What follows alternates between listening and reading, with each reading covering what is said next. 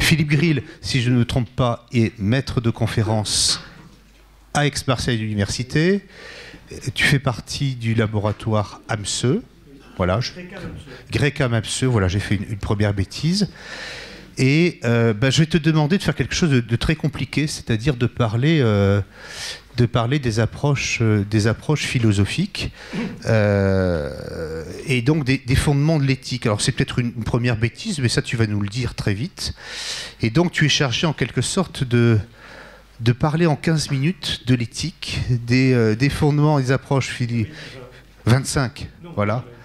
Ben, à 20, je te couperai, voilà, parce que nous avons après d'autres intervenants. Alors, je ne sais pas si vous voulez venir tous autour de Philippe, c'est peut-être mieux, parce qu'il va se sentir seul. En deuxième, Jean-Jacques, je te laisserai la parole. Toi, tu vas avoir quelque chose de beaucoup plus sérieux, puisque tu vas nous parler d'un philosophe et d'un seul, Paul Ricoeur, et de son approche de l'éthique. Voilà, donc il y aura un lien qui sera fait entre Philippe et toi, Jean-Jacques. Je vais te demander de venir à la table. Et voilà, je crois que ça mérite aussi des applaudissements parce que ce travail de 20 minutes n'a pas été simple et demande beaucoup de travail. Et puis si je ne me trompe pas dans l'ordre, je perds la mémoire après alors ils sont gentils comme ça, mais ils sont aussi dangereux parce que des fois ils débordent et je vais être chargé de les ramener à l'ordre, donc je vais être peut-être plus fou qu'eux après tout. C'est une façon de gérer des gens fous, voilà, qui ont envie de parler d'éthique. En troisième, c'est pas le dernier des plus fous, c'est Stéphane Trébuc de l'IAE de Bordeaux, voilà, qui va venir. Donc, ne te lève pas, d'abord fais-toi applaudir, voilà. Hein, quelques applaudissements pour Stéphane. De mémoire, tu es professeur des universités, tu es à l'IAE de Bordeaux et tu y es resté, voilà. C'est dire le courage que tu as eu. Et tu vas nous parler d'éthique et de RSE. Voilà. Dans la continuité. Et en dernier, non, je ne t'ai pas oublié, Zahir Yanat, qu'on ne présente plus. Merci à toi d'avoir pris ce temps de faire le lien entre l'éthique, la RSE et les pratiques managériales. En fait, je compte sur toi pour introduire la conférence numéro 2 qui sera présentée par Laurence Gauthier, qui est une amie, je ne sais pas où elle se cache, voilà, elle est là, Laurence Gauthier. Et je vais vous demander de l'applaudir aussi parce qu'elle a eu le courage... Elle a eu le courage... De toute façon, moi, je peux parler maintenant, j'ai le droit, hein. J'ai plus rien à jouer, qui a eu le courage de faire une thèse sur l'éthique dans les organisations, de parler et de traiter des chartes d'éthique, des codes de déontologie en GRH. Et tu as fait une étude une recherche par étude de cas. Je crois que de mémoire, c'était 4 cas d'entreprise. Tu auras l'occasion de dire si c'est vrai ou pas vrai après. Et tu as été la première à publier une thèse en sciences de gestion en éthique, et c'était pas gagné parce que la gestion est quand même un peu fermée, ou était fermée à l'époque, et tu as su persévérer, et voilà, tu es une des pionnières dans le domaine de la recherche en éthique. Donc je te laisserai la parole dans quelques minutes pour la conférence numéro 2. Merci à toi d'être venu. Philippe, voilà, je vais te laisser la parole dans quelques instants. J'ai mené des recherches en éthique, moi, sur les pratiques des acheteurs en situation de dilemme. J'ai mobilisé des courants de recherche théoriques qui sont très liés à Rest, Trevino et Jones, des Américains qui ont beaucoup réfléchi simplement sur les conséquences de la prise de décision éthique. C'est-à-dire c'est un tout petit bout de la lorgnette. Et donc, je te vais passer la parole avec une question. Finalement, est-ce qu'on a des fondements philosophiques à l'éthique? Alors, je vais répondre directement, non. C'est ce que je vais essayer de m'employer de vous démontrer. Je pense qu'on a des jugements, mais on n'a pas de fondement pour des raisons simplement analytiques que j'exposerai dans un instant. Il est très difficile pour moi d'être à côté d'un spécialiste de Paul Ricoeur. J'ai moi-même pas mal publié sur ce grand philosophe que j'aime par-dessus tout. Et c'est difficile parce que j'ai mis en exergue de cette conférence une citation d'Albert Camus que Paul Ricoeur n'aimait pas beaucoup, comme le montrent 2 articles qu'il a écrits contre lui dans la revue Esprit dans les années 50. Voilà. Mais néanmoins, je pense que Paul Ricoeur aurait aimé cette citation qui est dans les carnets et non pas dans les bouquins qu'il a critiqués. Alors, tout d'abord, je voudrais définir le champ de la responsabilité sociale et de l'éthique. C'est quoi? C'est deux choses qui appartiennent l'un à une discipline scientifique, dite scientifique. Bon, je ne vais pas argoter là-dessus, ça ne m'intéresse pas trop. De l'autre côté, ça appartient à l'éthique, la RSE appartient à l'éthique. L'éthique est une branche de la philosophie. Alors, pourquoi branche de la philosophie? Tout simplement parce que les philosophes s'intéressent aux valeurs, on va le voir dans un instant. Alors, je crois qu'en l'absence d'une réflexion éthique sérieuse, la responsabilité sociale des entreprises risque de devenir, alors, très provoquant, pardon, comment ça marche? Voilà, un ensemble de cosmétiques, de la moraline, pour parler comme Nietzsche. Donc, vous voyez, je suis assez dur avec ça. Mais qu'est-ce que c'est la philosophie? Parce que je pense que quand on voit un philosophe, tout de suite on a l'impression que c'est un gars un peu curieux. D'ailleurs, tout le monde dit « Oh, tu fais de la philo, voilà, c'est vachement bien. Alors là, vraiment, tu es un mec très très bien, tu dois être un saint. » Alors, qu'est-ce que n'est pas la philosophie? C'est une spiritualité. Voilà. Ce n'est pas non plus Saint-Georges terrassant le dragon. Voilà, ça, c'est un tableau d'Uccello. Ce n'est pas non plus quoi? Ce n'est pas non plus un diable. D'ailleurs, vous pouvez venir voir. Hein. J'ai pas les oreilles pointues, la queue taillée en pointe et comment ça s'appelle, les pattes crochues. Celui-là est assez sympathique. C'est une carte de tarot marseillais. Bon, un philosophe, c'est pas ça. C'est pas un diable. Ce n'est pas non plus quelqu'un qui fonde quoi que ce soit. Pourquoi? Tout simplement parce qu'il y a 2 auteurs, 2 géants de la logique formelle, Tarski d'un côté et Gödel de l'autre, qui ont démontré 2 théorèmes d'incomplétude, l'un sur l'arithmétique de Peano, l'autre sur la théorie sémantique du langage. Donc, compte tenu de l'incapacité qui a à fonder toute vérité, eh bien, on ne peut pas fonder quoi que ce soit. Alors, à quoi ça sert la philosophie?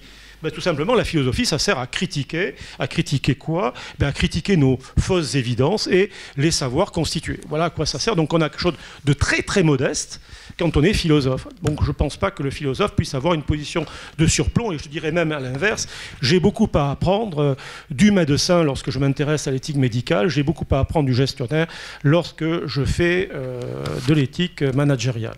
Et pas l'inverse. Donc, s'il existe un grand nombre de façons de faire de la philosophie, tous les philosophes s'astreignent à utiliser, par contre, des raisonnements corrects, des règles d'argumentation validées à un moment donné du temps. Alors, ces règles d'argumentation peuvent être différentes les unes des autres, mais au moins on s'astreint à ça. Et donc, un bon philosophe, c'est quelqu'un qui est capable, en lisant un texte, de dire tiens, là, il y a un saut de raisonnement, tiens, là, contrefactuel est mal utilisé, tiens, ceci, tiens, cela. Du reste, il fut un temps où les MBA de Harvard étaient corrigés par les philosophes de Harvard. Et ça, c'était assez génial, sachant que les philosophes de Harvard n'avaient leur moyenne que s'ils arrivaient à trouver des erreurs de raisonnement dans les mémoires de gestion. Nozick a été formé comme ça, c'est pas mal. Reste alors à savoir comment évaluer maintenant les conclusions que peuvent apporter les philosophes. Ils peuvent les apporter, je pense, en créant des expériences de pensée ou des expériences concrètes. C'est ce que je vais voir maintenant. Alors, ces expériences de pensée, ces expériences concrètes permettent de, je ne dirais pas de valider, mais en tous les cas, permettent d'évaluer la pertinence. Vous voyez, donc je ne suis plus dans le domaine de la vérité, je suis dans le domaine de la pertinence, de la praticabilité de ce que raconte un philosophe. C'est pour ça que je ne suis pas très content lorsque, par exemple, je lis quelqu'un comme Emmanuel Levinas, outre que c'est très difficile à lire, ça c'est autre chose, mais enfin, je me demande qu'est-ce que je peux vraiment en faire. Pour moi, pas grand-chose, et je crois que Paul Ricoeur avait raison là-dessus. Alors, qu'est-ce que c'est la philosophie expérimentale? Ça repose sur la construction d'expériences de pensée ou d'expériences concrètes qui peuvent donner lieu à des expériences concrètes, donc on en verra tout à l'heure quelques-unes, et ceci va me permettre de clarifier les facteurs qui influencent, par exemple dans notre domaine de l'éthique, les jugements moraux. Il ne s'agit pas d'expliquer ou de prédire quoi que ce soit, comme peut le faire par exemple la psychologie morale expérimentale, scientifique, celle qui s'enseigne dans les départements de psychologie, mais d'éclaircir nos idées morales, de montrer qu'un problème de psychologie morale est en fait un problème conceptuel qui donc peut être traité par le philosophe et qui va permettre de dire d'un certain nombre de choses intéressantes. Elle peut aussi nous permettre de nous débarrasser de certains clichés sur la nature humaine, d'éliminer certaines conceptions éthiques par trop irréalistes, compte tenu de ces résultats. Enfin, plus modestement, dans ma communication, elle va me permettre de réfléchir, de faire une typologie, de faire une réflexion sur une typologie possible des théories morales et de m'interroger sur leur pertinence. Alors j'espère que vous êtes passé ce matin devant une boulangerie, que vous avez senti les effluves des pains au chocolat ou des croissants, parce qu'on apprend en psychologie que lorsque vous faites ça, eh bien, lorsqu'il y a eu ces effluves, vous êtes plus apte à donner quelque chose, à accorder votre crédit à quelqu'un, etc., etc. Donc j'espère que vous êtes passé, pour ne pas être trop dur tout à l'heure, vous êtes passé devant ces boulangeries. Alors je vais commencer... Pardon. Voilà. Je vais commencer par une expérience qui est de Jonathan Haidt. Alors de quoi s'agit-il? On va faire l'expérience suivante. Imaginons qu'il y ait un frère et une sœur qui désirent avoir des rapports sexuels entre eux, sachant qu'il n'y aura aucune autre conséquence que le fait du plaisir qu'ils ont à ressentir, qu'ils pourront ressentir. Quel est votre jugement sur la pratique de ce frère et de cette sœur? Alors, je ne vais pas, bien entendu, résoudre le problème, mais ce que je sais, c'est que lorsque on pose un tel problème, en philosophie, c'est pourquoi. Tout simplement, ça nous permet de voir s'il peut y avoir des fautes morales sans conséquence, ce n'est pas inintéressant pour les sciences de gestion, et aussi si les valeurs sont des expressions de nos émotions. Alors, qu'est-ce qu'on obtient là-dessus? Bon, vous êtes des gestionnaires, vous êtes habitués aux statistiques et aux tests statistiques. Donc, Haidt va observer que les personnes interrogées éprouvent, dans leur très grande majorité, à 99 et quelques % des cas, une répulsion vis-à-vis de cette petite histoire. Alors, dans la petite histoire, on leur montre des photos de personnes qui se ressemblent assez, qui sont en train de faire l'amour, et puis après, on dit, tapez sur l'ordinateur, ça vous plaît pas. Et deuxièmement, bon, il y a des protocoles, bien entendu, comme toute expérience de psychologie. Et par contre, ce qui apparaît très curieux, c'est que lorsqu'on demande à ces gens-là de dire « mais pourquoi vous réprouvez le fait que ces frères et sœurs aient couché ensemble, pourquoi vous avez... » Ils sont incapables de répondre à cette question. Fichtrement incapables de répondre à cette question. Et donc, l'auteur, Haidt, va en conclure qu'en fait, ceci tendrait à valider la thèse de Hume, subjectiviste de Hume, qui nous dit que les jugements moraux sont essentiellement des émotions, émanent d'émotions. Alors ensuite, il va expliquer par des trucs un peu plus sophistiqués, mais je ne vais pas rentrer dans le mastic, que ceci peut être associé à des modules d'expression émotionnelle, comme la compassion, la colère, etc., qui seraient des modules neuronaux.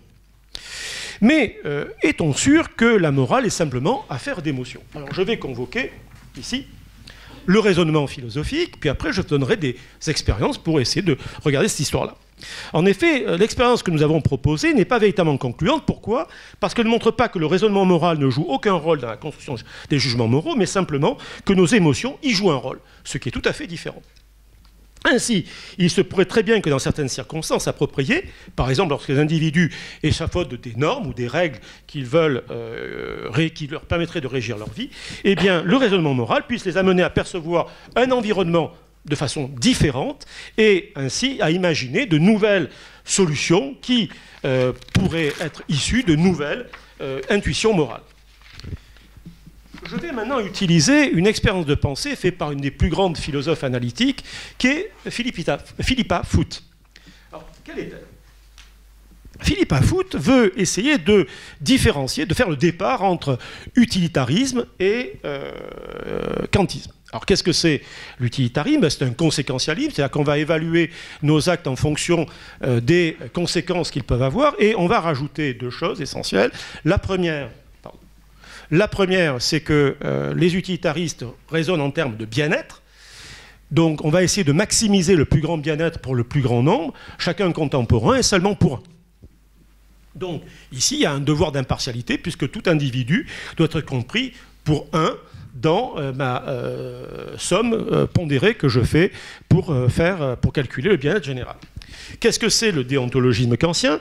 Ça veut que toute action, pour être morale, ne soit déterminée que par le seul respect volontaire des règles que la raison détermine d'un point de vue inconditionné. Ici, toute personne est morale si et seulement si elle traite les autres comme des fins en soi et non pas comme de simples moyens. Ceci est bien connu de tout le monde. Alors, comment Philippe Afout va faire le départ entre ces deux thèses? Elle va utiliser une expérience de pensée qui, par la suite, va être testée, j'en parlerai tout à l'heure. Il s'agit d'un train fou, sans conducteur, qui risque de tuer 5 personnes, comme vous le voyez, alors que si si quelqu'un manipule une, comment on appelle ça, une targette, eh bien, ça va tuer une personne. La deuxième expérience de pensée, c'est vous avez un gros bonhomme et vous voyez qu'il y a un gars là qui conduit le bus, le trolley ou le train, qui est complètement angoissé parce qu'il s'aperçoit qu'il y a ces gens-là. Et le bonhomme qui est en haut, Joe, pas le gros bonhomme, le petit bonhomme qui est en haut, se dit « Est-ce que j'ai le droit de pousser le gros bonhomme qui ralentira le train ou le trolley ou tout ce que vous voulez afin de ne pas tuer les 5 personnes ?» Alors, donc c'est une expérience de pensée. Alors, je ne vais pas raconter ce que dit Philippe Afout. Elle va justifier par des choses assez compliquées à Thomas d'Aquin qu'on n'a pas le droit de pousser le gros bonhomme, mais qu'on n'a pas le droit, pardon, on n'a pas le droit de pousser le gros bonhomme, mais qu'on a le droit d'activer la targette. Alors, cette expérience de pensée a été faite en expérience concrète par un grand philosophe qui s'appelle Marc Ausserre. Et il observe que, alors donc il va donner des images assez concrètes, hein, on met les gens dans le noir, bon, il y a des protocoles de psychologie expérimentale bien connus, et il va les interviewer pour savoir qu'est-ce qu'ils veulent faire dans ces deux cas. Qu'est-ce qu'on observe? Eh bien on observe que la plupart des personnes interrogées, c'est-à-dire ici 89%, disent que la personne a moralement le droit de détourner le tramway, bien qu'elle ne puisse, là encore, pas justifier ses intuitions morales. 69% n'arrivent pas à justifier pourquoi elles veulent. La plupart des personnes aussi interrogées, dans le second cas, nous disent qu'elles n'ont pas le droit de pousser l'individu près de lui. Bien qu'une nouvelle fois, là encore, 69% des gens n'arrivent pas à justifier la raison pour laquelle ils ne veulent pas pousser le gros bonhomme. Pourquoi Joe ne veut pas pousser le gros bonhomme? Alors ces deux résultats sont empiriques, sont différents, nous le voyons. Et ceci peut être tout simplement dû au fait que l'individu ne considère pas que ce soit la même chose, d'un côté, de causer la mort d'un homme, et de l'autre, de la laisser faire. En effet, quand j'actionne la targette, je laisse faire. Quand je pousse le gros bonhomme, j'agis directement. Donc, d'un point de vue utilitariste, l'homme devrait chercher, dans les deux cas, à minimiser le nombre de morts. Donc, dans les deux cas, j'actionne la targette et je pousse mon gros bonhomme. Il semblerait donc, nous dit Head, que les individus soient plutôt kantiens, hein, une intuition morale kantienne, puisqu'ils n'arrivent pas à justifier, pour la plupart d'entre eux, la raison pour laquelle ils ne poussent pas le gros Joe, mais ils actionnent la targette. Alors, pourquoi c'est kantien? Tout à l'heure, je vous ai dit, mais la morale kantienne, il ne faut absolument pas que quelqu'un puisse considérer autrui comme un moyen de ses actions, mais simplement le considérer systématiquement comme une fin. Mais tout simplement, on peut dire que je ne dois pas utiliser quelqu'un à des fins bénéfiques, mais ça ne m'interdit pas ici d'agir de telle manière à ce que des effets secondaires puissent être négatifs pour quelqu'un. C'est la doctrine du double effet de Thomas d'Aquin que je ne reprendrai pas ici. Mais les utilitaristes ont répondu par l'intermédiaire, par exemple, de Chaussure-Green, mais il y en a d'autres, hein, j'ai mis des références au tableau, qui nous disent, attendez, là vous commettez une erreur, en fait, le fait que je ne pousse pas le gros bonhomme, c'est tout simplement que j'ai un biais cognitif, à la Kahneman-Tversky, et que la personne, là, est à côté de moi, et que d'un coup, ça fausse ma raison, et que ça m'interdit de penser que je dois privilégier les 5 bonhommes par rapport à un bonhomme. Donc, ici, c'est d'une raison de rationalité limitée qui vient interdire l'application de l'utilitarisme. Observons néanmoins que dans l'expérience de Hauser, il y a 72% des individus qui acceptent de tuer le gros bonhomme si cette fois-ci, il se situe entre le train et le rocher, comme je le montre dans cet exemple ici. Donc, vous avez le train, il y a un bonhomme entre le rocher qui doit arrêter le train, qui est là par hasard, et vous avez 5 bonhommes. Or, la plupart des individus, une grande majorité d'individus, vont actionner la targette, bien qu'il y ait un homme qui soit au milieu. C'est-à-dire que donc, on a l'impression que c'est la même chose. Ben non, c'est pas exactement la même chose. Pourquoi? Parce que ici, l'homme qui va mourir, c'est un dommage collatéral. Donc ce n'est pas exactement la même chose que dans le premier cas ou dans le second cas. Troisième expérience, on a 56% des individus qui acceptent d'utiliser un levier pour diriger le train vers le gros bonhomme afin de le ralentir, mais cette fois-ci sans la présence du rocher, et ainsi sauver les 5 traminaux. Pourquoi? Parce que cette fois-ci, ils sont loin du bonhomme.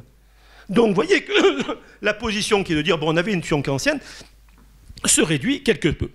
Donc ici, le gros bonhomme est bien considéré par les individus comme un simple moyen pour sauver la vie de ses travailleurs, puisqu'il n'a pas plus de biais cognitif lié à la proximité de l'individu, puisque maintenant il est loin. Remarquons aussi qu'environ 70% des interrogés sont incapables de justifier leurs réponses. Celles-ci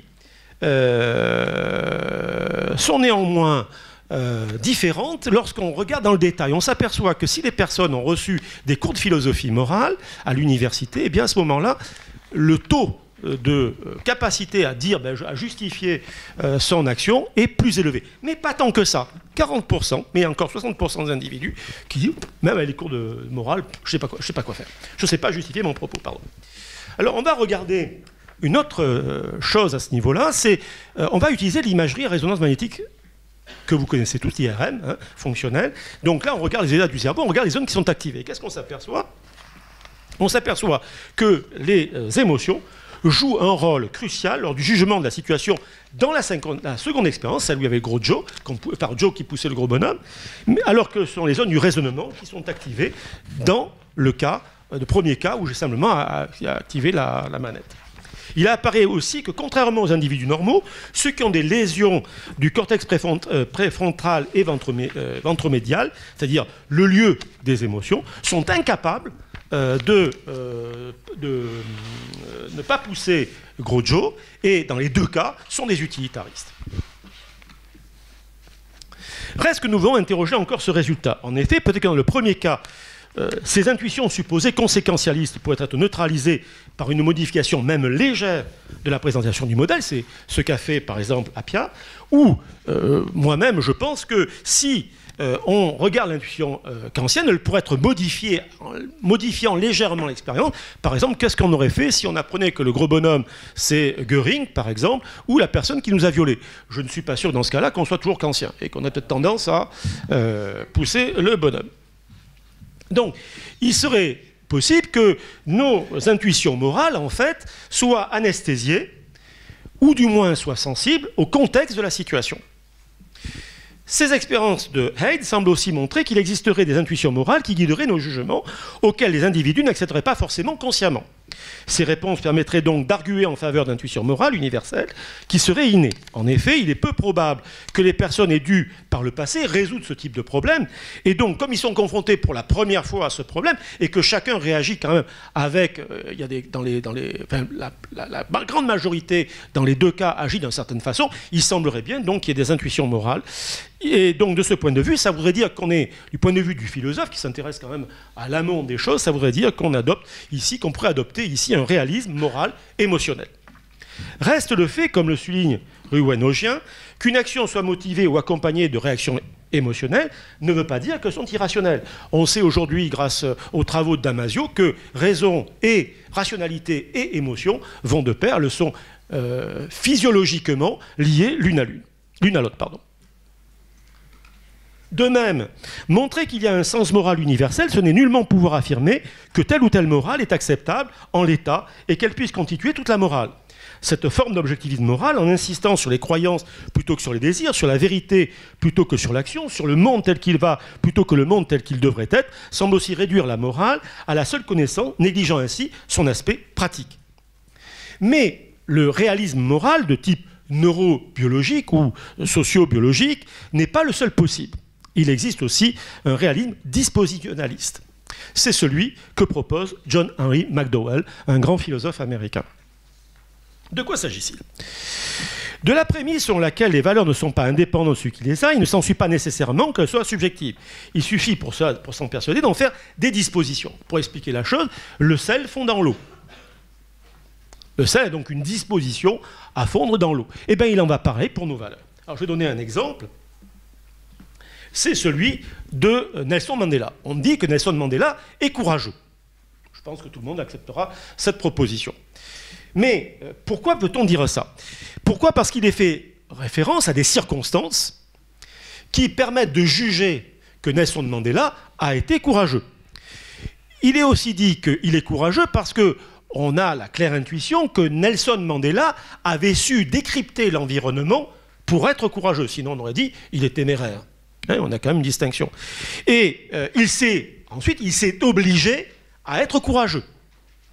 Et enfin, il peut ressentir lui-même un sentiment de fierté légitime à l'avoir été, et autrui peut avoir un sentiment légitime d'agrément à son acte. Donc il semble bien qu'ici, l'agent moral serait alors celui qui, grâce à un apprentissage éthique adéquat, perçoit clairement ce que les circonstances nécessitent d'un point de vue moral et agit en conséquence. C'est-à-dire qu'il n'y a plus maintenant un point de vue de surplomb avec des règles éthiques là, qui flottent librement au-dessus de nous, qu'on devrait agripper pour agir, mais il faut aussi avoir une claire intuition, un apprentissage sur ce qu'est un dilemme moral, sur ce qu'est une question morale, qui des fois sont très ténues.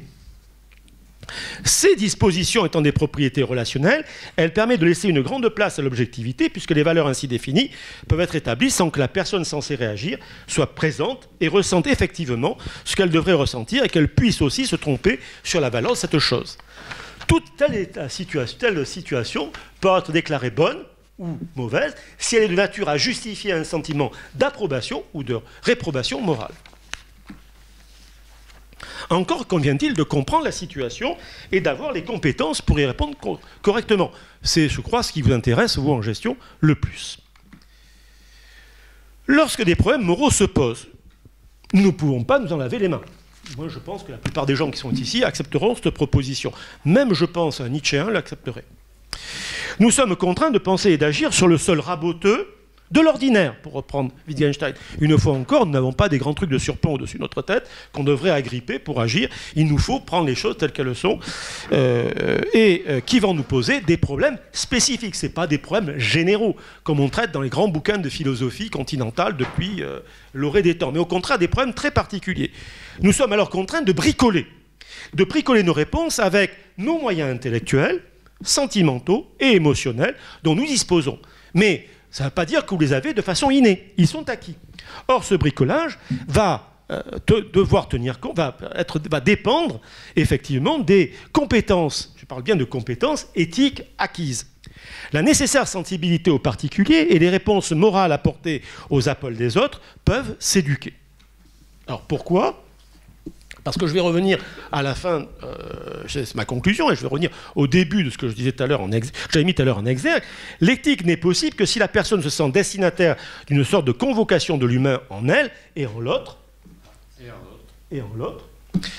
Elle est une aspiration, d'abord. Si, comme l'observe Wittgenstein, l'éthique naît du désir de dire quelque chose de la signification ultime de la vie, du bien absolu, de ce qui a une valeur absolue, l'éthique ne passe pas une science, donc on réfute toutes les approches psychologie sociale, psychologie, etc., anthropologie et tout, mais il n'en demeure pas moins qu'il y a en nous une éducabilité, excusez-moi pour ce néologisme, morale possible. C'est pourquoi l'éducation éthique ne peut être un simple apprentissage de techniques morales, elle repose sur une sensibilisation de l'humain en nous, il s'agit alors d'en assurer la quête conjointe sans cesse à renouveler. On n'apprend pas ça une fois dans sa vie, et puis on arrête là. La littérature est alors un des moyens de sa sensibilisation, à partir desquels nous pouvons appréhender moralement les problématiques particuliers, et qui nous permet, grâce à ça, d'agir adéquatement. Et là, je me réfère à, pour moi, une de mes maîtresses, pardon, pas au sens... voilà, bon. Bien qu'elle soit très très belle, il faut l'avouer. Alors j'avais promis à Bernard Grand de la montrer en maillot, mais j'ai pas osé, quand même dans un colloque, ça ne se fait pas. C'est Martha Nussbaum, que je vous conseille tous de lire, qui est, avec Paul Ricoeur, un de mes, et Wittgenstein, un de mes troisièmes maîtres à penser. Voilà.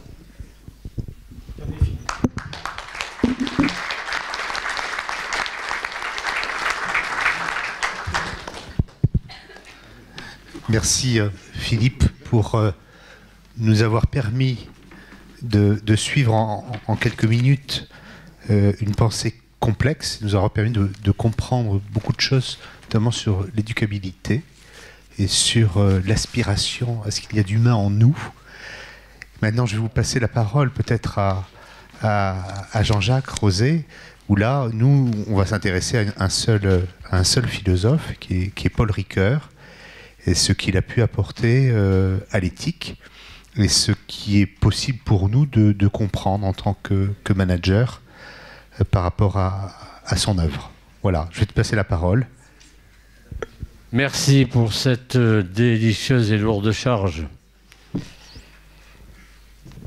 J'ai eu un choc quand j'ai lu pour la première fois l'appel à contribution de ce congrès de la DERS, puisque c'était la première fois qu'un appel à contribution du congrès de la DERS était placé sous les auspices d'une citation de Paul Ricoeur. Or, lors de mes premiers contacts avec la DERS, j'avais eu une conversation assez prolongée avec Henri Saval et Marc Bonnet. Et cette conversation avait porté essentiellement sur l'œuvre de Paul Ricoeur. Paul Ricoeur est donc effectivement bien inscrit quelque part, mais peut-être obscurément, dans les gènes de cette association bizarre qu'est la DERS. Et donc, il faut rendre hommage à Jocelyn d'avoir sorti, en quelque sorte, de l'ombre cette citation de Paul Ricoeur, visée de la vie bonne, avec et pour les autres, dans des institutions justes. Quel est donc le rapport entre la DERS, cette organisation en sciences de gestion, et cet extrait, ces quelques mots qui sont les mots les plus souvent cités de Paul Ricoeur. C'est en quelque sorte le drapeau de Paul Ricoeur pour l'opinion publique intellectuelle. Et donc, ce rapprochement entre ce que Ricoeur appelle lui-même le noyau dur de sa petite éthique et la DERS, c'est une avalanche de questions auxquelles je vais tenter de donner quelques approches de réponse en vous parlant d'abord du personnage, Paul Ricoeur, ensuite, petite approche de son œuvre uniquement dans le domaine de l'éthique, et, en dernière partie, la perplexité de Paul Ricoeur par rapport à la RSE. Il s'est déclaré, parce que Paul Ricoeur a été plusieurs fois consulté sur la RSE, et chaque fois, il a avoué sa perplexité. Nous allons donc commencer par parler un petit peu de Paul Ricoeur. Je crois personnellement à quelque chose qui n'est pas rationnel, à savoir la symbolique des lieux. C'est grâce à ce pays d'Aix-en-Provence que j'ai eu la chance de commencer ma vie philosophique avec Paul Ricoeur. En effet, cette terre aixoise est un lieu privilégié de la philosophie contemporaine, au sens fort du mot contemporain, du XXe siècle. Si je pense aux deux extrêmes, à Blondel et Livet. Nous avons donc ici eu, à Aix-en-Provence, à la faculté des lettres, deux grands philosopes au début, et la première partie et deuxième partie du XXe siècle, qui tous les deux sont des philosophes de l'action. Évidemment, la RSE, la gestion, fait partie de l'action. Donc, nous avons ici, à Aix-en-Provence, deux des grands philosophes qui ont pensé en France l'action. Philosophes qui sont très connus dans le milieu et très écoutés dans le milieu philosophique français. Mais entre les deux, il y a eu deux autres philosophes importants qui sont aussi des philosophes de l'action, mais d'une autre manière, parce que ce sont deux phénoménologues. L'un est Gaston Berger, le deuxième est Michel Henry, qui n'est passé à Aix-en-Provence qu'un an avant d'aller à Montpellier. Et ce sont deux maîtres de la phénoménologie en France. Et Gaston Berger est quelqu'un d'extrêmement essentiel, puisqu'il a quitté Aix-en-Provence pour devenir directeur de l'enseignement supérieur. Et par conséquent, ce n'est pas un philosophe de l'action, mais c'est un philosophe qui a mis la phénoménologie en action au niveau de l'enseignement supérieur et des réformes de l'enseignement supérieur en France. J'ai donc eu, grâce à cette... moi, je suis arrivé au bon moment, je suis arrivé au moment où était Michel Henry. Et Michel Henry m'a dit, si vous voulez faire de la philosophie en France, il faut aller à Strasbourg. Je lui ai dit, ah bon, je ne peux pas rester à Aix? Non, il faut aller à Strasbourg, parce qu'à Strasbourg, il y a quelqu'un qui s'appelle Paul Ricoeur. C'est ainsi que, comme j'étais très influencé par Michel Henry, j'avais une grande confiance en lui, je suis parti à Strasbourg. Et là, j'ai découvert Paul Ricoeur pendant les années de son enseignement à Strasbourg, dont il disait que ce furent les plus heureuses années de ma carrière universitaire. Il appelle cela son mythe strasbourgeois. C'est dans le paradigme... non, pardon, c'est c'est dans du texte à l'action, je crois. Alors, je ne vous présente pas de diagramme, parce que je pense qu'il est préférable de réfléchir ensemble plutôt que de regarder des tableaux. Mais vous pouvez trouver toutes les références bibliographiques dont je vais vous parler à deux endroits différents. D'une part, très facile d'accès, le fonds Paul Ricoeur, donc pour tout ce qui concerne les écrits de Paul Ricoeur sur le fonds Paul Ricoeur, donc sur Internet. Et pour ce qui est des œuvres sur Paul Ricoeur, le meilleur, c'est Philippe Grill. In Memoriam, vous avez un texte excellent, avec une bibliographie très intéressante de tout ce qui a été écrit sur Paul Ricoeur. Donc, avec ces deux références-là, ça m'évite de vous mettre un tableau bibliographique. Tout ce que je vais citer est dans les références de Philippe. Alors, le professeur Ricoeur, qui était-il? Dans ces années qu'il dit, lui, être les plus heureuses, c'était un enseignement en dialogue. Et en dialogue au sens socratique du terme. C'est pourquoi j'appelle Ricoeur un maître socratique. Parce qu'effectivement, ce sont les dialogues au sens des dialogues de Platon. Si vous prenez le bouquin de Goldschmidt sur Platon, vous allez avoir la définition des dialogues de Platon. Ben, c'est exactement ce que faisait Ricoeur. Mais alors ce qu'il faisait réellement, ce qu'il faisait dans les séminaires à l'oral, en disant vous avez tort, alors il vous expliquait pourquoi vous avez tort, mais il l'expliquait avec des raisonnements très articulés. Vous avez raison, mais vous auriez pu le dire mieux. Et il reprenait votre propre idée, même si c'était pas la sienne, même si c'était une idée opposée à la sienne, et il l'exprimait d'une manière plus adéquate. Sur les dissertations en marge, l'idée est juste, l'idée est adéquate pour reprendre Spinoza, mais voici comment il vaudrait mieux la formuler. Tel mot que vous avez employé n'est pas le bon, etc. Donc, c'était un dialogue au sens, effectivement, dialectique du mot dialogue. Et Ricoeur dit lui-même dans un de ses ouvrages qu'il a abandonné Strasbourg pour rejoindre le mythe de la Sorbonne, qui était le mythe encore à Paris de la Sorbonne à l'époque, dans les années 50, et il l'a regretté. Il l'a regretté, il dit « J'étais très mal à l'aise à la Sorbonne ». Il écrit « J'étais très mal à l'aise à la Sorbonne. Je n'y retrouvais pas les liens, vous voyez, les liens avec les étudiants tels qu'ils existaient à Strasbourg. Pour moi, la Sorbonne fut comme le négatif de Strasbourg. C'est la raison pour laquelle j'ai plus tard choisi Nanterre. C'était un contexte intellectuel créatif, la Sorbonne. Certes, il y avait à l'époque, alors, excusez du peu, Raymond Aron, Gurvitch, Lamval, Couillet, Canguilhem, Bachelard. Voilà. Avec qui, voilà, les interlocuteurs que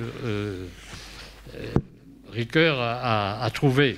Mais, dit-il, il n'y avait pas de dialogue, il n'y avait pas de lieu de rencontre. On se croisait, mais on ne parlait jamais ensemble. On ne débattait pas ensemble. Et à la différence de Strasbourg, où par exemple il avait organisé un débat avec Lacan. Alors le débat Ricoeur-Lacan, c'était quand même quelque chose d'assez surréaliste. Bon, et de tels débats, il en organisait régulièrement à Strasbourg. Mais impossible de faire la même chose à la Sorbonne. De sorte qu'il a consacré un numéro de la revue Esprit, puisque Ricoeur était aussi un militant, à la réforme de l'enseignement supérieur. Et un certain nombre des propositions dans ce numéro d'Esprit ont été reprises après 68 dans la réforme qui a suivi de l'enseignement supérieur. Donc, Ricoeur est parti à Nanterre. Je vous la fais courte sur Nanterre parce que ça a été pour lui une période très difficile où il a démissionné par solidarité avec les étudiants, puis il a repris des fonctions. Il a été lui, traité de SS. Bon, vous voyez, Ricoeur traité de SS, alors qu'il était effectivement du côté des étudiants. Et pendant cette période-là, de mon côté, j'avais quitté l'université, je dirigeais une lettre politique, qui était la lettre du ministre de l'équipement de l'époque, et donc je sollicitais Ricoeur sur un certain nombre de sujets, alors qu'il était dans ces tourmentes, qu'il était occupé. Il me consacrait du temps, il consacrait du temps au ministre, il venait à des réunions pour préparer les numéros suivants. Et voilà, c'est Ricoeur, toujours le dialogue, toujours acceptant la contradiction. Il me reste dit combien ? Encore, c'est la moitié du temps. Bon, alors, j'aborde l'œuvre, après avoir abordé le personnage. Je vais être obligé d'accélérer, parce que sinon je ne pourrais pas parler de la RSE. Ce qui serait dommage. C'est pas grave de ne pas parler de la RSE ? Ah non, non. Ici, nous sommes là pour parler de la RSE. Bon, alors, je vais vous dire simplement la chose suivante, c'est que pour ce qui est de l'œuvre philosophique de Paul Ricoeur, c'est une œuvre qui est phénoménologique, parce que Ricoeur a été un des introducteurs majeurs de la phénoménologie en France. C'est lui qui a traduit les idées directrices de Husserl.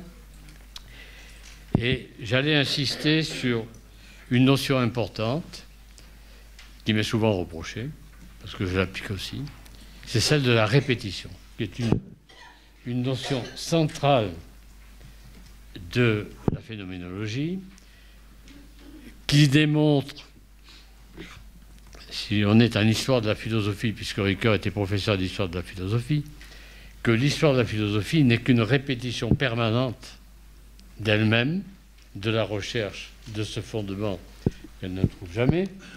Donc nous sommes en parfaite cohérence. Et bon, ce mot de répétition, évidemment, il a été repris. C'est un mot fondamental chez Heidegger. Et Heidegger l'a emprunté à Husserl, son maître. C'est un mot fondamental chez quelqu'un qui n'est pas phénoménologue, mais qui m'est cher, c'est Pierre Bourdieu, qui lui ne parle pas de répétition, mais parle de reprise. Et il a emprunté le mot reprise, il le dit explicitement. Alors je fais quand même le lien parce qu'il est intéressant avec un roman de Robbe-Grillet. Donc vous voyez comment le nouveau roman, entre guillemets, nouveau, répétition, il y a là des... Alors, quelle est l'idée centrale ? L'idée centrale, c'est que l'histoire de la philosophie revient sur elle-même à condition de trouver dans chaque œuvre le noyau dur. C'est ce que faisait Ricoeur. Le noyau dur dans chaque œuvre philosophique. Ensuite, de traquer dans ce noyau dur la contradiction fondamentale de ce noyau dur. Ensuite, de voir comment cette contradiction fondamentale instaure une dynamique. Et la dynamique est celle des disciples ou des contradicteurs. Donc, la contradiction génère, d'une part, des disciples qui sont des héritiers, et des contradicteurs, c'est la dialectique. Donc voilà, si vous voulez, cette manière de penser la philosophie, qui était la manière de faire. Vous pouvez prendre les cours de Ricoeur, et vous trouverez dans les cours de Ricoeur, je voulais vous donner une citation, mais je ne sais plus où je l'ai mise, alors c'est une citation qui se trouve au début du cours qu'il a consacré à Strasbourg sur l'être et la substance chez Platon et Aristote. Et dans le premier paragraphe de ce cours, il explique justement cette méthode qui consiste à répéter. Il dit l'intention principale de ce cours et d'aller retrouver le noyau dur de la pensée et de répéter la pensée de chacun des philosophes. Alors évidemment, c'était difficile. C'était difficile de le suivre, d'autant qu'il le faisait en dialogue avec un certain nombre d'auteurs. Alors ça, je ne peux pas tous les citer, mais Hannah Arendt, il a fait la postface à la traduction en France de la condition de l'homme moderne. McIntyre, il souligne souvent l'homogénéité de pensée avec McIntyre. Martha Nussbaum, qui a été évoqué, et John Rowe. Et si on prend les leçons d'histoire de la philosophie de John Rowe, on peut voir que c'est un mode de pensée qui est très proche de celui de Paul Ricoeur. Donc il me reste quelques 5 minutes, je pense, pour aborder l'éthique. Alors, l'éthique, c'est évidemment ce que Ricoeur appelle le noyau dur de sa petite éthique. Alors vous voyez la modestie de Ricoeur, la petite éthique.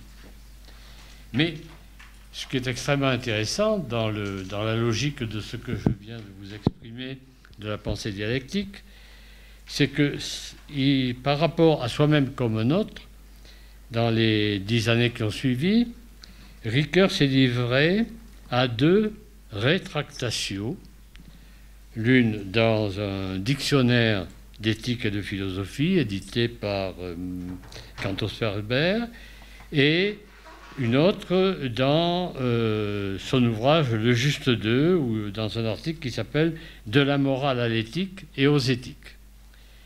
Ce sont 2 rétractations.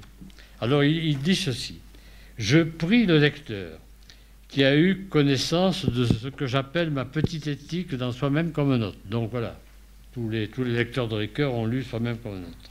De considérer le présent essai. Alors c'est ce qu'il a réédité donc 2 fois, ce texte-là.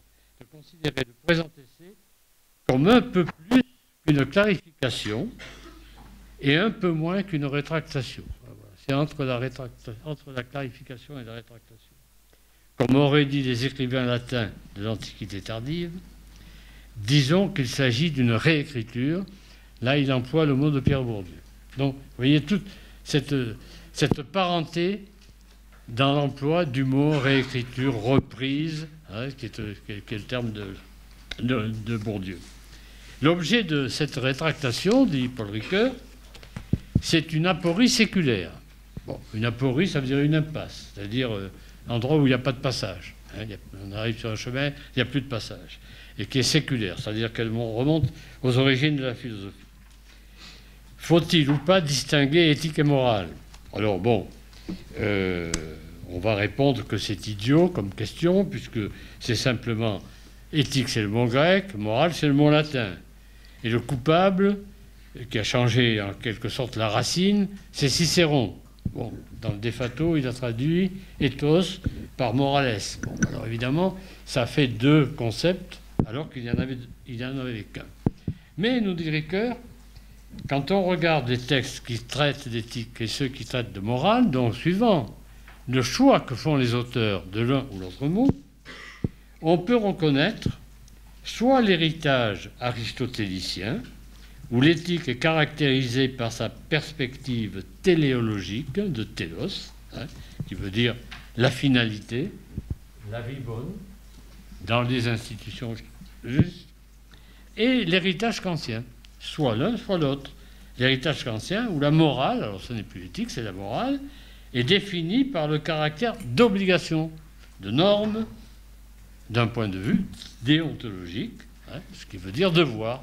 Donc, dans un cas, on a un moteur qui est le désir de la vie bonne, le souhait de la vie bonne, la sollicitude, pour reprendre un terme qui est cher à Philippe. Et dans d'autres cas, on a l'obligation. Donc ce sont 2 héritages différents, 2 conceptions. On a 2 mots, mais on a 2 conceptions dans l'histoire de la philosophie. Et qui sont généralement considérées comme 2 pôles qui s'opposent l'un à l'autre. Et l'innovation de Ricoeur consiste à dire on pourrait apporter non pas une opposition, mais une nuance. on va substituer à la synonymie une dynamique entre les deux termes. Et pour créer cette dynamique, Ricoeur procède à quelque chose d'assez stupéfiant. Il décide de cliver le mot éthique en deux. Il dit, nous avons besoin d'une éthique clivée. Nous allons avoir une éthique antérieure qui pointe vers l'enracinement des normes dans la vie et dans le désir, et d'une éthique antérieure qui vise à insérer les normes dans des situations concrètes. Donc on a deux éthiques, une éthique du fondement et une éthique de l'application. Et de ce fait, la morale de Kant est insérée entre les deux éthiques. C'est-à-dire qu'elle trouve d'une part son inspiration dans le fondement de l'éthique et elle trouve son application dans l'éthique appliquée. Et donc, ce qui ouvre la voie pour Ricoeur à traiter des différentes éthiques appliquées. Alors, c'est la raison pour laquelle il a travaillé, par exemple, sur la psychanalyse, sur l'éthique médicale, sur l'éthique de l'environnement, sur l'éthique des affaires.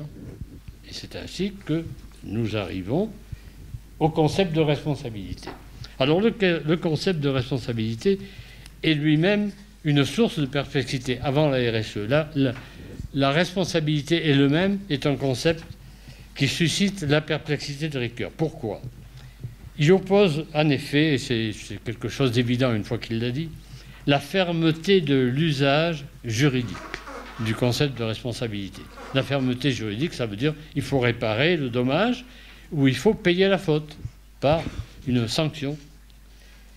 Et le flou de la scène conceptuelle de l'adjectif responsable en une infinité de diversité, de compléments.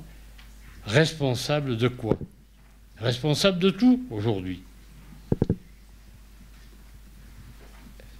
Cette notion philosophique de la responsabilité, d'après le dictionnaire philosophique de Lalande, est fondée sur l'imputation au sujet. C'est-à-dire, l'action m'est imputée. Je reconnais que cette action m'est imputée. Et si l'action m'est imputée, le mot imputé, mais c'est un mot de la comptabilité. Étrange comptabilité, dit Ricoeur. Étrange comptabilité morale des mérites et des défaillances. Comme dans un livre de compte, littéralement du Ricoeur, à deux entrées, recettes, dépenses, crédits, débits, en vue d'une sorte de bilan positif, négatif. Le dernier rejeton de la métaphore, c'est le carnet à points, qui est bien physique, lui. Ou alors, le casier judiciaire. Donc, vous voyez, nous partons d'un concept très abstrait et nous arrivons au casier judiciaire, en passant par le bilan et par le livre de compte. Ricoeur a repris cette thématique de l'extension de la infinie du concept de responsabilité dans la pratique, à la demande de Frédéric Lenoir, dans un ouvrage qui s'appelle Le temps de la responsabilité, pour lequel il a fait une postface. Dans cette postface, il démontre l'extension actuelle, là je passe parce que vous connaissez, l'œuvre de Jonas, qui est une extension évidemment quasi infinie, mais surtout, ce que dit Ricoeur, c'est non seulement une extension, mais c'est une inversion. Parce que la responsabilité avant Jonas, c'était la responsabilité de mes actions passées. Mais là, avec Jonas, ça devient la responsabilité de mes actions d'aujourd'hui sur un futur lointain que je ne connais pas. Et ce sont des conséquences que je ne maîtrise pas. Donc, nous arrivons ici à une difficulté qui amène Ricoeur par un raisonnement que je suis obligé d'abréger, qui dit on va passer dans ce cas de la responsabilité à la prudence. Et la prudence, c'est la traduction du mot aristotélicien de Phronésis. Et donc nous nous retrouvons en conclusion avec le jugement moral aristotélicien, dont nous nous retrouvons dans la seconde partie de l'éthique privée de Paul Ricoeur, c'est-à-dire l'éthique appliquée, parce que la phronésis, c'est précisément par rapport à la sophia, à la sagesse, l'éthique appliquée, c'est-à-dire la manière de soumettre la diversité du contingent à la contrainte du nécessaire.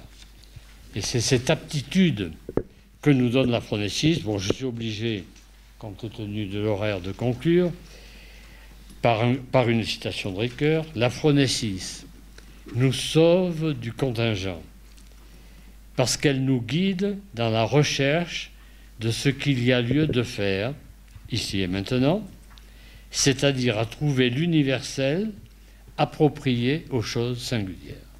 Donc, la RSE, est-ce que c'est autre chose que cela?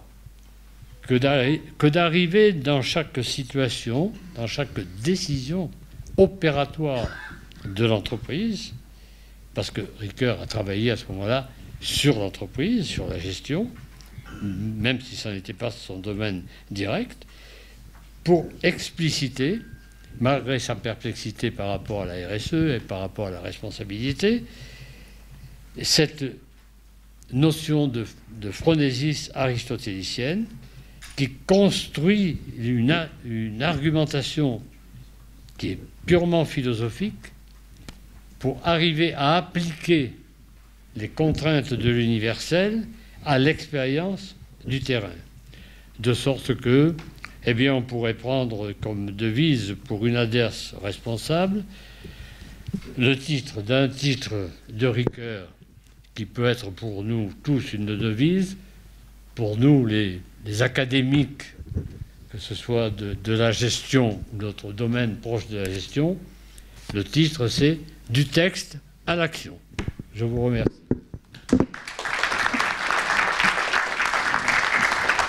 Juste, il ne faut pas désespérer non plus.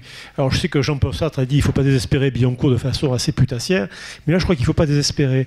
À Harvard, dans le département de gestion a acheté Amartya Sen et Robert Nozick. C'est-à-dire, c'est eux qui enseignaient à Harvard, quand même. Je pense un des plus grands économistes du XXe siècle, Amartya Sen, qui est aussi philosophe, puisqu'il écrit la moitié de sa carrière est en philosophie. Et Robert Nozick, qui est un des plus grands philosophes du XXe siècle, discourait tous les jeudis matins devant les étudiants de gestion à Harvard. Et je ne veux pas désespérer non plus, mais quand vous avez des gens comme ça, ça vous incite à réfléchir. Pas le besogneux prof français qui fait son cours en grattant 3 notes et qui les régurgite comme ça. Autre exemple, c'est Sandel.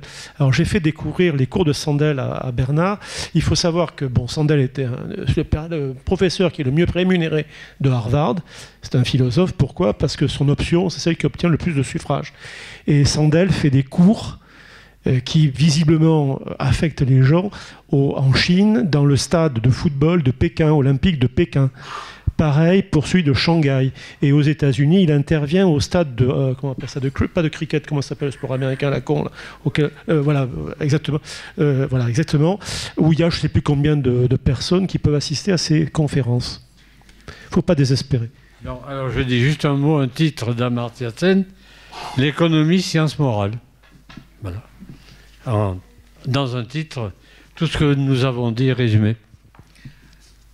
Oui, alors après il y a quand même aussi, c'est une idée que j'ai pas développée, mais je vois un peu les individus comme englués dans une sorte de grille, c'est-à-dire qu'à un certain moment, même s'ils peuvent développer des raisonnements et améliorer leur sens moral, il y a quand même quelque chose qui est de l'ordre de la culture, des institutions qui bloquent aussi potentiellement le phénomène. Vous avez pas mal de dirigeants qui disent l'éthique c'est très très bien, mais moi il faut que je fasse bouffer mes salariés à la fin du mois. Et donc voilà. Donc il y a aussi et ça c'est aussi je pense dans le sujet. Donc quand on parle de ces questions, est-ce que vraiment on a un impact sur la réalité? Et c'est aussi peut-être ce qu'il faudrait qu'on arrive à mesurer. Il faut qu'on se pose des questions sur notre efficacité, notre impact. Zahir, peut-être que c'est le lien avec le management et les gestionnaires. Je vais te passer la parole. Je ne sais pas si tu préfères celui-là, il marche. Ça marche. Je te laisse faire Merci ta présentation. beaucoup. Merci beaucoup et merci de votre présence à une heure presque tardive. C'est l'apéritif en général, à 11h30, je crois. Hein. Non, c'est pas ça. On peut pas avant midi. Oui, d'accord. Bien, je remercie mes camarades qui se sont prêtés, disons, finalement à raconter une histoire de vie, une histoire de leur vie. Hein. J'ai bien envie d'en faire autant, ce sera le 4e. Hein. Surtout qu'à 79 ans, j'ai envie parfois, on a envie parfois de se raconter, de raconter des trucs. Hein. Il est temps. Oui, c'est ça, il est temps, exactement. Non, mais disons que pourquoi je pensais à mon enfance, c'est parce que j'ai été vraiment marqué par un goût de liberté, un goût, disons, de non-conformisme extraordinaire. C'est vrai que j'étais berger à l'âge de 10 ans et je vivais ma vie de l'époque, avec évidemment un recul, hein, comme vraiment un guetteur de liberté. Et c'est un peu la tonalité, hein, en tout cas, si ce n'est pas l'objet même, de l'éthique et de la responsabilité, n'est-ce pas, hein, et du management. On cherche à avoir des marges de manœuvre, si on veut utiliser une terminologie propre à la science de gestion, hein, une certaine marge de manœuvre pour agir, et afin de sortir de ce qu'on pourrait appeler la monorationalité et de choisir une plurirationalité dans le choix des outils, dans le choix de la méthode de travail, etc. Alors, je vais essayer d'ordonner mon propos autour de 3 ou 4 questions. La première, évidemment, parler un peu de la problématique que je voudrais, disons, évoquer, même si Jocelyn a dévoilé, ce qui est tout à fait normal, a dévoilé l'objet de mon propos. En deuxième partie, je parlerai, disons, essentiellement, peut-être une petite promenade un peu dans les champs de la responsabilité, du management et de l'éthique, et donner quelques définitions, auxquelles je crois. Hein. Et puis une troisième partie, je voudrais parler de ce qu'on a appelé le scandale Lafarge, une petite étude de cas sur laquelle je travaille et qui renvoie évidemment à des questions de difficulté, de mise en œuvre des grands principes moraux, des grands principes d'éthique. Le comportement éthique existe-t-il, hein? Et puis à la fin peut-être parler de ce que je pourrais appeler les prérequis en termes de mobilisation des sciences humaines, hein, pour mieux comprendre la gestion et pour mieux comprendre nos comportements. Je dirais juste une chose qui me harcèle depuis fort longtemps. Dans les écoles de gestion, dans les universités, on n'enseigne pas l'anthropologie, hein, dans les sciences, dans les cours de gestion, hein, sauf évidemment quelques exemples tels les grandes écoles ou certaines universités, alors que quand même l'anthropologie, par définition, c'est quand même une science, hein, qui permet de découvrir, sinon de découvrir, du moins de parler, disons, de l'homme. Voilà. Alors, d'abord pour ma problématique, j'ai eu l'impression, j'ai un peu corrigé, pendant que vous parliez, j'ai un peu corrigé la tonalité de mon papier. J'ai eu l'impression qu'il est possible de dire que si les activités qui relèvent de la bonne administration des choses ont atteint dans les grandes écoles, dans les universités, ont atteint un degré élevé de sophistication, il reste que les activités qui ont trait au gouvernement des personnes sont loin d'être aussi avancées, hein, loin d'avoir acquis la légitimité qu'ils méritent. Quand je parle évidemment de bonne administration des choses, je parle surtout, disons, des procédures, de l'amour des procédures, de la référence aux normes, de la référence au droit, etc. Je ne veux pas être pourvoyeur du droit, mais quand le droit est surévalué, hein, disons l'appel à l'utilisation du droit est surévalué par rapport aux sciences humaines, il y a, me semble-t-il, un problème. En tout cas, le remaillage qui devrait exister entre les deux méthodes de travail, entre les deux perspectives, reste à inventer. Et la compréhension des êtres humains et de leur comportement passe par l'adoption d'une herméneutique, c'est-à-dire d'une épistémologie compréhensive, hein, capable de se rendre compte du sens que les êtres humains donnent à leur vie dans les organisations. Je crois vraiment à la nécessité d'une rupture, qui permettrait une relativisation, hein, de la norme, son enrichissement par des références aux sciences humaines. Je crois aussi à la nécessité d'une transversalité de l'éthique, à l'immersion de l'humanisme dans l'humain, hein, à l'humanisme dans ce qui n'est pas humain. Je crois aussi à la difficulté d'envisager, la mission des entreprises, de l'envisager en cohérence avec nos propres convictions, qui ne mordent pas sur le champ de la conviction des autres. Ma conviction, elle pourrait être livrée en trois défis. D'abord, rappeler la pertinence factuelle des dispositifs normatifs dominants dans la majorité des entreprises. Deuxièmement, rompre avec le paradigme de la monorationalité et à construire un dispositif alternatif et innovant de multirationalité.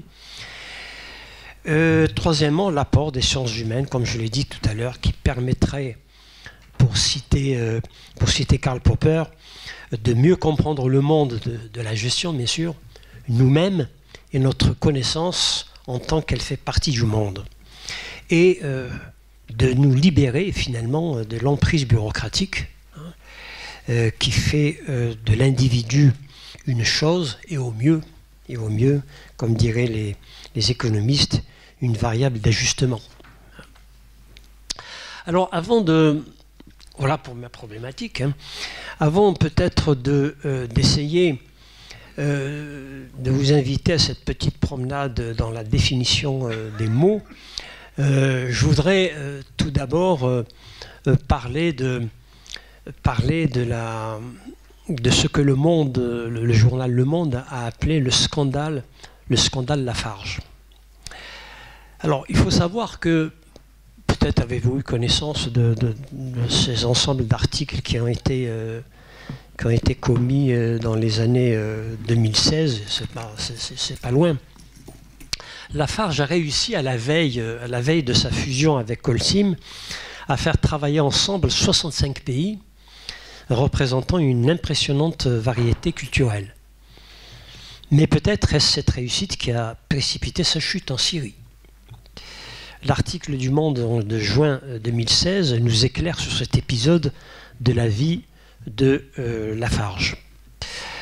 Alors, entre parenthèses, hein, je voudrais quand même rappeler ici que toute personne est présumée innocente tant que sa culpabilité n'a pas été légalement et définitivement établie. Donc, on est bien d'accord que je ne suis pas en train disons, de prétendre vous exposer une vérité, mais c'est simplement une vision d'un journaliste. Voilà. Que révèle ce journal? Que Lafarge aurait financé l'État islamique pendant un peu plus d'une année, entre le printemps 2013 et la fin de l'été 2014, en poursuivant ses activités dans la zone de conflit. Le directeur de l'époque du site est notamment accusé d'avoir effectué ce financement par l'intermédiaire d'un responsable de l'État islamique. La société aurait acheté des matières premières et du pétrole à l'organisation terroriste. L'ONG Sherpa a déposé une plainte, je cite, pour des faits de financement du terrorisme, de complicité du crime de guerre, de crimes contre l'humanité et de mise en danger délibérée d'autrui. Face à ces accusations, l'ancien PDG de Lafarge, Bruno Lafont, que je connais très bien, a rejeté toute responsabilité, arguant que sa filiale syrienne bénéficiait d'une large autonomie. Lors de sa première audition, il assure, je le cite, ne pas avoir forcément lu les procès-verbaux des réunions avec les responsables locaux de la filiale syrienne. Je ne faisais, dit-il, pas le boulot de mes collaborateurs. Évidemment, comprenez bien que cette présentation des faits n'a guère convaincu. Je pense qu'elle ne vous aurait pas convaincu non plus si vous étiez, impliqué dans cette affaire. Le rapport d'enquête souligne que le PDG devait forcément rendre des comptes à des actionnaires qui savaient qu'ils pourraient être exposés à des risques judiciaires et médiatiques. Lorsque Le Monde révèle le scandale, je reprends le terme du Monde, Lafarge, fragilisé par l'achat du groupe égyptien Orascom, n'existe déjà plus en tant que tel. Le groupe a accepté en 2014 une fusion avec son grand rival Holcim. Le scandale est d'autant plus saisissant qu'il touche un groupe français qui se dit épris de morale au cœur des transformations du monde. Le Monde rappelle que durant plus d'un siècle, les patrons de Lafarge, que ce soit Olivier Le Cerf, que ce soit Bertrand Collomb, et que ce soit Bruno Lafont en troisième, Le Monde rappelle que durant plus d'un siècle, ces patrons catholiques sociaux ont affiché leur foi en l'homme et au progrès. Pourquoi ai-je pensé à vous narrer cet épisode de la vie de Lafarge? C'est parce que cette histoire permet finalement de vérifier la difficulté de mettre en cohérence des concepts et des pratiques. Évidemment, je défonce des portes ouvertes, mais chaque fois que l'on veut valoriser un concept, on revient toujours sur les mêmes problématiques de la différence, de l'écart qu'il y a, évidemment. Un très grand écart peut donc apparaître effectivement dès lors que l'on analyse la complexité du discours, du projet d'entreprise et sa traduction dans les actes. Alors peut-être pour bien mesurer le poids de cette histoire, peut-être faudrait-il quand même définir les trois locutions qui ont fait l'objet de votre définition les uns et les autres, soit en passant par un illustre philosophe, soit en passant par vos propres expériences. Je commencerai par l'éthique. J'essaierai évidemment d'être original par rapport à ce que vous avez dit. Je ne veux pas être original pour être original, bien sûr, mais pour ne pas gêner, l'assistance avec des mots qu'ils ont déjà entendus. L'éthique a souvent été définie par opposition ou par similitude avec la morale. Bon, là, c'est presque du coupé-collé avec ce que disait Jean-Jacques. Pour nombre de philosophes, les concepts sont pratiquement identiques, car provenant de racines grecques et latines équivalentes, évidemment, ethikos et morales. Pour d'autres, l'éthique serait la science de la morale, un genre de métamorale. Pour ma part, c'est ça qui est important, je crois, c'est ce que nous croyons, notre conviction. Pour ma part, je pense que la morale renvoie aux principes généraux qui sous-tendent l'action, tandis que l'éthique renvoie au comportement lui-même. Quand on se rase le matin devant une glace, on doit se poser tous les jours la question: est-ce que j'ai bien rempli ma journée d'hier? Voilà. Est-ce que j'ai bien fait? Oui, effectivement. D'accord. Tandis que l'éthique renvoie au comportement lui-même, et ça c'est important, effectivement. C'est dans cet esprit, les intentions n'ont de sens que si elles s'incarnent dans des comportements concrets, en donnant aux personnes une raison d'être. Deux défis se posent aujourd'hui à l'éthique, avec le plein essor des éthiques spécialisées. Le premier, c'est l'atomisation du concept, éthique sectorielle, médicale, relations internationales, environnementales, des affaires. Le deuxième éthique, c'est le bricolage éthique. Bricolage éthique, ne pas perdre de vue les principes philosophiques. Il ne suffit pas d'accoler le thème éthique à des chartes, des commissions, des projets d'entreprise pour mener une réflexion éthique en amont des comportements concrets. Voilà. C'est effectivement... voilà ce que je pense, de ce que je crois aussi à propos de l'éthique. À propos de la responsabilité. Alors, je vais enlever un certain nombre de pages voilà. À propos de la responsabilité, je me permets de rappeler la teneur de l'ISO 26000. Je ne crois pas que vous l'ayez fait, donc ça peut valoir le coup, au moins pour les étudiants qui sont dans l'amphi.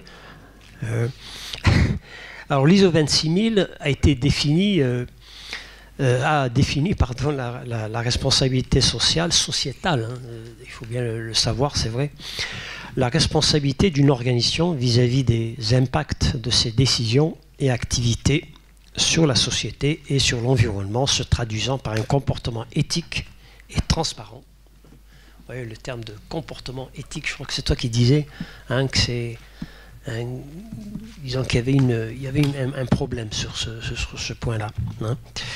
Donc, qui contribue au développement durable, y compris à la santé et au bien-être de la société, prend en compte les attentes des parties prenantes, respecte les lois en vigueur tout en étant en cohérence avec les normes internationales de comportement, est intégré dans l'ensemble de l'organisation et mis en œuvre dans ses relations. La norme ISO 26000 appréhende la responsabilité sociétale à travers 7 principes généraux, en identifiant 36 domaines d'action regroupés dans 5 questions centrales et en prônant une reconnaissance élargie et sans frontières des parties prenantes. Les 7 principes généraux, je les cite très rapidement. La redevabilité, la transparence, le comportement éthique, la reconnaissance des intérêts des parties prenantes, le principe de respect de la loi, la prise en compte des normes internationales de comportement, le respect des droits de l'homme. Au-delà de toute façon, je pense qu'au-delà de ces vertus, parce que ce sont des vertus qu'énonce cette norme, au-delà de ces vertus, la norme ISO 26000 reconnaît la qualité de partie prenante à tout individu ou groupe ayant un intérêt dans les décisions ou activités d'une organisation et se démarque de la position de Friedman qui ne reconnaît, comme vous le savez, une responsabilité qu'aux seuls actionnaires et pour qui rien n'est plus dangereux que les fondements de notre société que l'idée d'une responsabilité sociale des entreprises autre que de générer un profit maximum pour leurs actionnaires. Alors, la question se pose quand même de se dire, est-ce que la norme ISO 26000 n'aurait que des vertus ? Voilà. Au point d'être érigée en exemple. La question et plus encore que la réponse, est d'importance. La norme se réfère à des valeurs dites universelles, mais elle laisse libre cours à la diversité des situations. Elle n'est ciblée qu'à titre indicatif et participe d'un débat sur la question de la survalorisation des normes. Le terme responsabilité, ne l'oublions pas, vient du latin respondere, qui signifie répondre de. Nous ne devons donc pas négliger la perception pénale liée au concept de responsabilité. Être responsable signifierait dès lors rendre des comptes de ses actes. Nous serions dans une hypothèse de responsabilité rétrospective, de réparation des dommages commis. De l'avis de l'ancien directeur exécutif du Pacte mondial de l'ONU, nous sommes déçus, je le cite, nous sommes déçus du fait que le mouvement à responsabilité sociétale ne progresse pas rapidement. Bien sûr, c'est un grand mouvement, mais il n'est pas encore transformateur. Je crois qu'on est nombreux à le penser. La responsabilité peut aussi être tournée vers l'avenir et exiger une attention au futur. Nous serions alors dans une hypothèse de responsabilité prospective chargée d'une mission à réaliser au futur, comme dirait Hans Jonas. La soutenabilité d'un développement juste. Et pour le dire avec ce cher philosophe que nous aimons, Paul Ricoeur, la responsabilité rétrospective répare et sanctionne, et la responsabilité prospective prévient et encourage et participe à l'émergence du principe de co-responsabilité, finalement. Alors, y a-t-il des prérequis pour que la mayonnaise, pardonnez-moi l'expression qui n'est pas très académique, hein, pour qu'elle prenne? Je crois qu'il n'y a pas de mystère. Sauf que il y a encore des choses à faire. Par exemple, la mobilisation des sciences humaines. La mobilisation des sciences humaines, effectivement, je pense que il y a au moins trois formes d'exigence. La première, c'est une exigence de formation. Deuxièmement, une exigence de méthodologie. Troisièmement, une exigence de culture de développement humain. Je regarde le... Non, c'est bon. D'accord.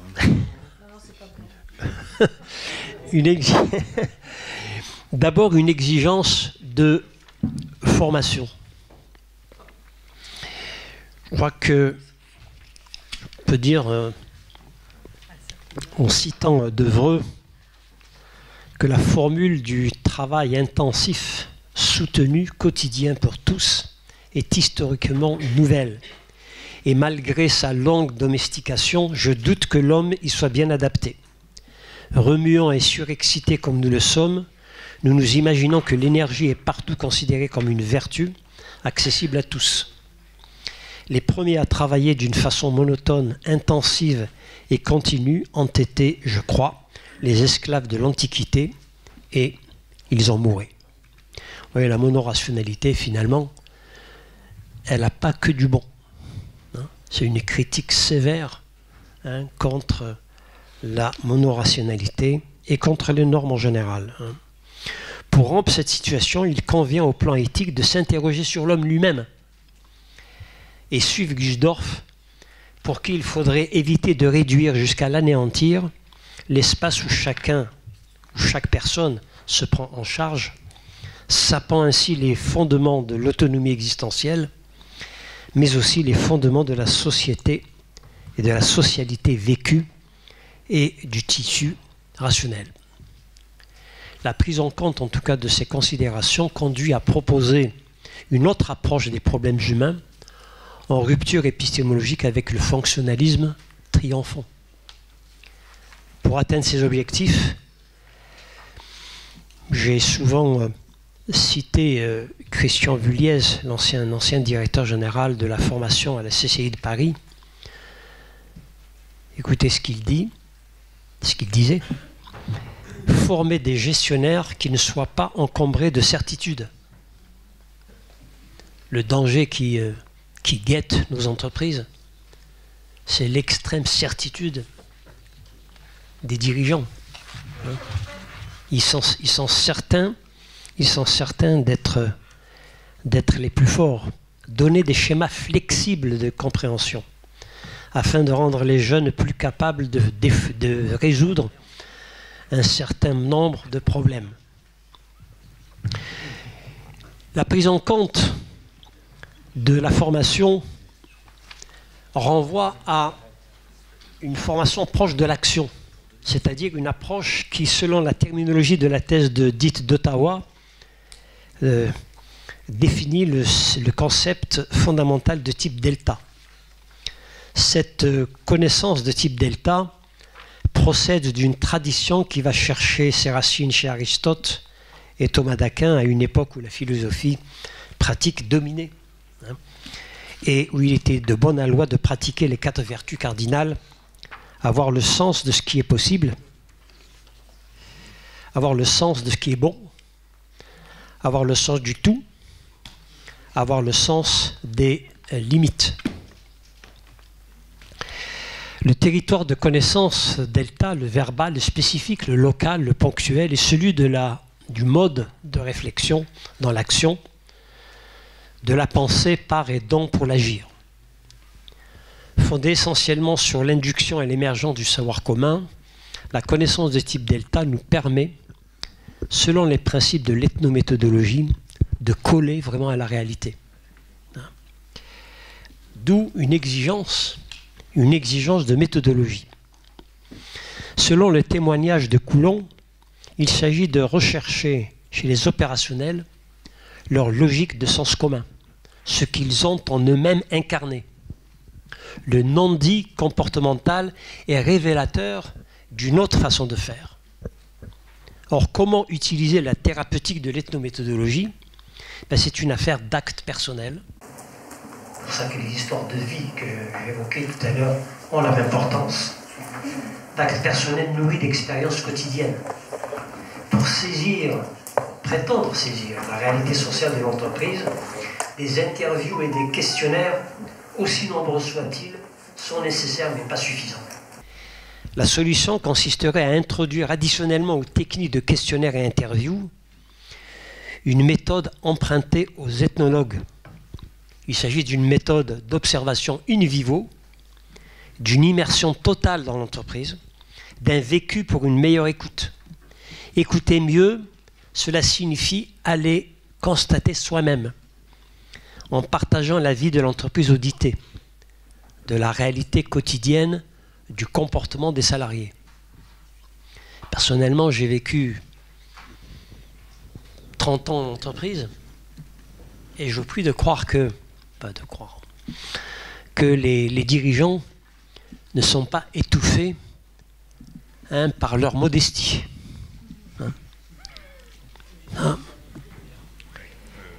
Pour comprendre en tout cas et voir clair pour réussir mieux, des ethnologues ont fondé la démarche dite d'observation participante, qui consiste en fait en une immersion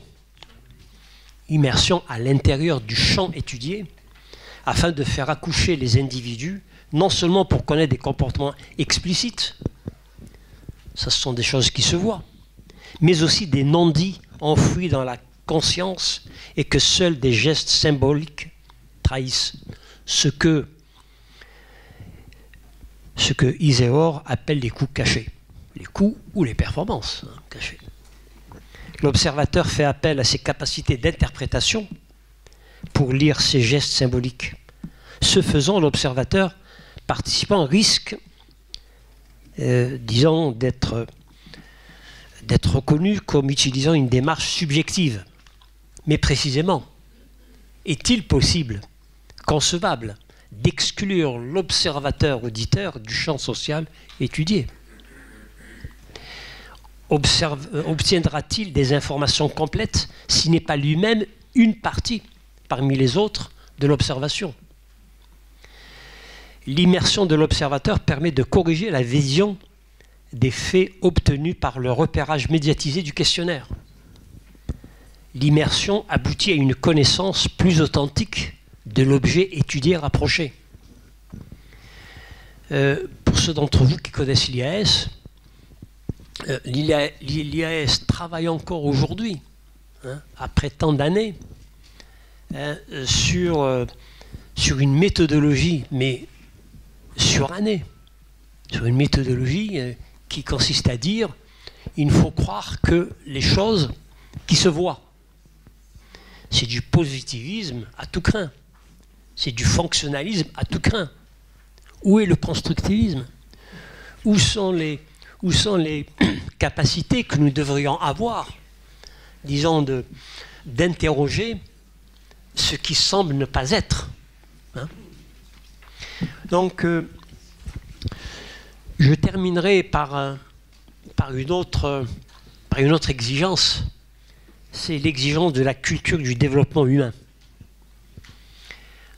Nous nous inspirons, je m'inspire ici tout à la fois de Fernand Braudel déjà cité et de Hans Jonas, qui nous invite à agir de façon que les effets de ton action soient compatibles avec la permanence d'une vie authentiquement humaine sur Terre, et de façon que les effets de ton action ne soient pas destructeurs pour la possibilité future d'une telle vie.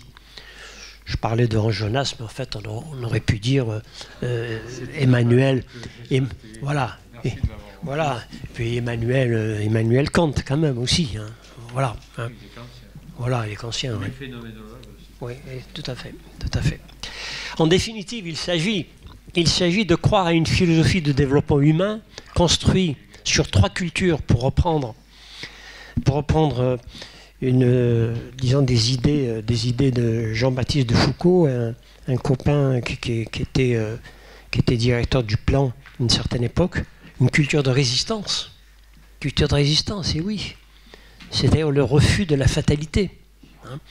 Une culture d'utopie, hein, c'est-à-dire le choix d'œuvrer pour ce qui apparaît comme impossible.